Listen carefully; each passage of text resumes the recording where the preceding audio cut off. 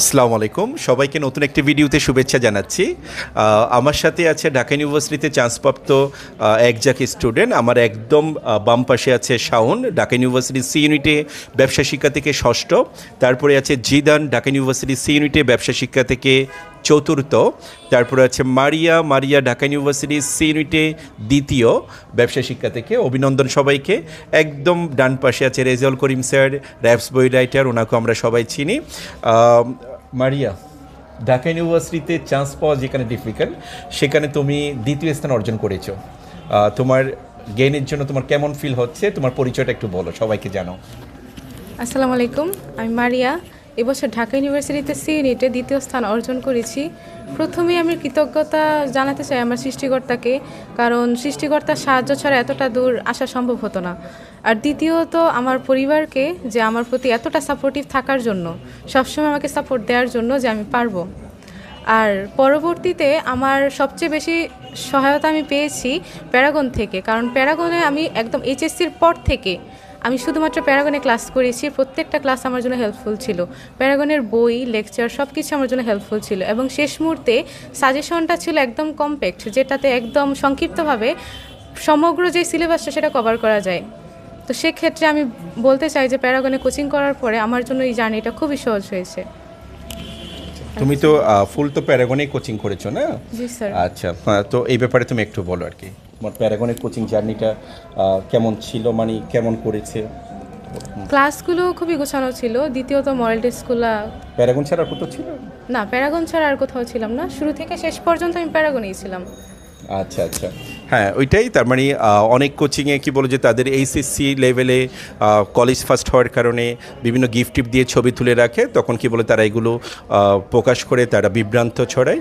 সেই জন্য মারিয়ার মুখ থেকে শোনা দরকার ছিল কি বলে যে বিষয়টা। মারিও বারবার আমাকে বলেছিল, আমি এই জন্য বিভ্রান্ত, মারিয়া নিজেই বলেছিল। ঠিক আছে, এই ব্যাপারে তুমি কিছু বলবো কিনা, অন্যরা কি বিভ্রান্ত হবে কিনা? না, বিভ্রান্ত হওয়া উচিত না, কারণ আমি শুরু থেকে শেষ পর্যন্ত প্যারাগনেই ক্লাস করেছি। আর কোনো কোচিংয়ে আমি ক্লাস করিনি, এমনকি আমার প্রত্যেকটা বইও প্যারাগনেরই ছিল। ধন্যবাদ মারিয়াকে। আমার একদম বাম পাশে আছে শাওন। শাওন, শাওন ঢাকা ইউনিভার্সিটিতে ষষ্ঠ। শাওন, একটু তুমি বলো। আসসালামু আলাইকুম, আমি মোহাম্মদ শাওন, টঙ্গী সরকারি কলেজ থেকে এবছর ঢাকা বিশ্ববিদ্যালয় ভর্তি পরীক্ষায় ষষ্ঠতম অবস্থান অর্জন করি। আমি শুরুতেই কৃতজ্ঞতা এবং শুকরিয়া আদায় করি মহান আল্লাহ তাআলার নিকট, যার অশেষ রহমত এবং দয়া ও করুণায় এই ফলাফল সম্ভব হয়েছে। এবং এরপর আমার পিতামাতা, যাদের সর্বস্ব ত্যাগে আমি, তাদেরকেও ধন্যবাদ জানাই। তাদের ছাড়া সম্ভব হতো না। এবং এরপর আমার প্রাক্তন কলেজের শিক্ষক শিক্ষিকাবৃন্দ।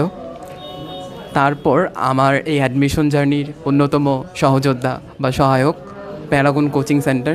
প্যারাগন কোচিং সেন্টারের টিচাররা সহ যারা স্টাফরা রয়েছে, তারাও প্যারাগন কোচিংয়ের সাথে সম্পৃক্ত সকলকে ধন্যবাদ এবং কৃতজ্ঞতা জানাই। বিশেষ করে আমি যাদের ক্লাস করেছি, আমি SP 1 ব্যাচে ছিলাম। SP 1 ব্যাচে আমাদের ক্লাস নিতেন জাহিদ স্যার। বাংলা বিষয়কে কী করে সহজ করা যায়, এবং ব্যাকরণ অংশ, যে অংশে কমার্সের স্টুডেন্ট যারা তারা প্রায় দুর্বল হয়, সেই অংশকে কী করে সহজ করা যায়, বিভিন্ন ছন্দ, বিভিন্ন ধরনের গল্প, গদ্য ইত্যাদি আকারে তা জাহিদ স্যার করেছেন। এবং এর ফলে বাংলায় আমি MCQ 12-তে 12 পাই।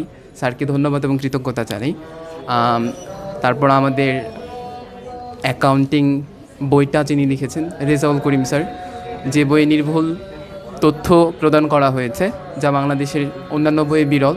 পাশাপাশি আমাদের ইংরেজি বিষয় শিক্ষক আবু বকর সিদ্দিক স্যার, যার ইংরেজি বিষয়ের দক্ষতা অতুলনীয়, এবং তার ইংরেজি পড়ানোর যে ধাঁচ বা ধরন তা খুবই বিচিত্র, যা আমাদের সকলকে, আমরা যারা তার ক্লাস করেছি সকলকে ইংরেজি বিষয়ে খুব ভালো করতে সহায়তা করেছে। আমরা জানি কমার্সে ইংরেজি বিষয়ে ভালো না করলে অনেকে রিটেনের খাতায় দেখা হয় না, সেই ইংরেজি বিষয়ে আমরা সবাই ভালো করে আমাদের খাতাগুলো দেখা হয় এবং আলটিমেটলি আমরা ভালো করি। সো আমি আবু বকর সিদ্দিক স্যারকে অনেক অনেক ধন্যবাদ এবং কৃতজ্ঞতা জানাই, যদিও স্যার আসেনি আজকে। এরপর আমি আমার জাহিদ স্যারকে নিয়ে কিছু কথা বলতে চাই। পিতৃ সমতুল্য স্নেহ ও ভালোবাসা সবসময় স্যার আমাকে দিয়েছেন।